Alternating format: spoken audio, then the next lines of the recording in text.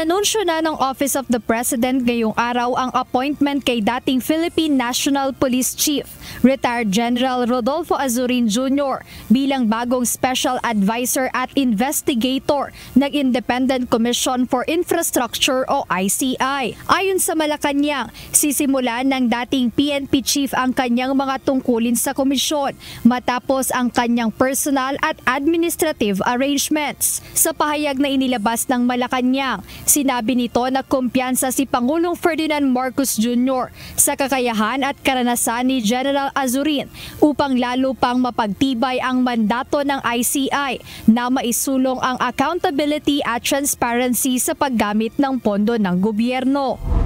Samantala, kinumpirma ni Palace Press Officer Undersecretary Claire Castro na natanggap na at iginagalang ni Pangulong Marcos Jr. ang pagbibitiw sa ICI ni Baguio City Mayor Benjamin Magalong. Ayon kay Yusek Castro, kinikilala ng Malacanang ang husay at kontribusyon ng alkalde. Natanggap na po at iginagalang po ng Pangulo ang naging desisyon po ni Mayor Magalong.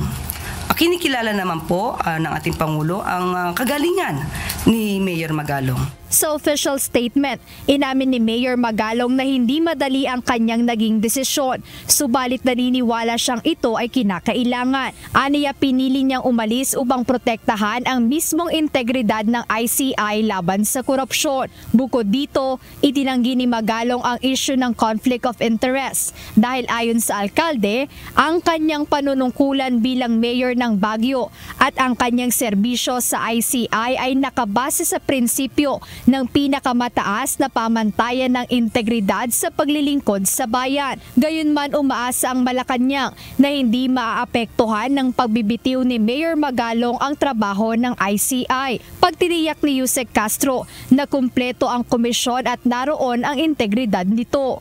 Pero ang kanya pong pagbibitaw bilang special advisor ay pinapanalangin naman po na hindi ito makakaapekto sa magiging trabaho ng ICI dahil kumpleto naman po ang ICI at nandun pa rin po ang integridad ng miyembro ng ICI at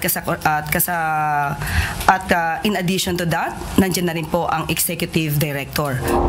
Sa kabila ng pagbibitiw ni Mayor Magalong bilang Special Advisor ng ICI, ayon sa Malacanang, welcome pa rin ang anumang impormasyon o tulong na maibibigay ng alkalde sa ginagawang investigasyon ng ICI sa mga maanumalyang flood control projects.